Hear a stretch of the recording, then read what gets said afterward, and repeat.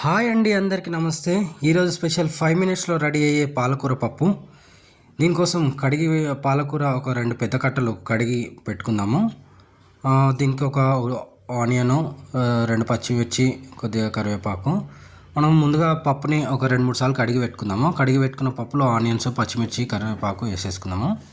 So దీంట్లో ఏంటంటే కొద్దిగా అల్లం వెల్లిగడ్డ పేస్టు, కొద్దిగా పసుపు, కొద్దిగా 1.5 స్పూన్ కారము, కొద్దిగా ఆయిల్ వేసుకుందాము.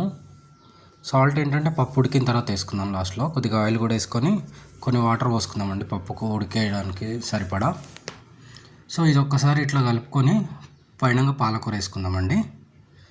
పాలకూర వేసుకొని ఒకసారి కుక్కర్ విజిల్ పెట్టుకొని మనము ఒక 3 విజిల్ దాకా పెట్టుకుందాము.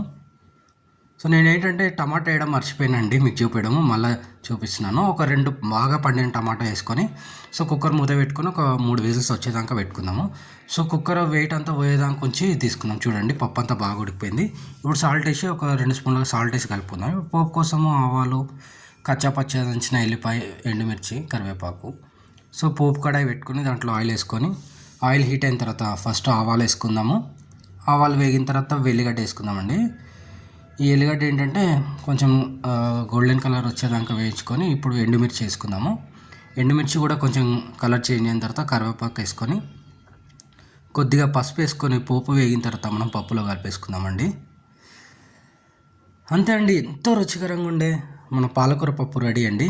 ఇది వేడి వేడి అన్నం వేసుకొని తింటే ఆ చికెన్ మటన్ కూడా వనికిరావండి, అంత టేస్టీగా ఉంటుంది. సో మీరు కూడా ఒకసారి ట్రై చేయండి. మీకు వేరే ఏమన్నా వంటలు కావాలన్నా మీరు కామెంట్ చేయండి. మీకు ఏం కావాలన్నా చేసి చూపించడానికి మేము రెడీగా ఉన్నామండి.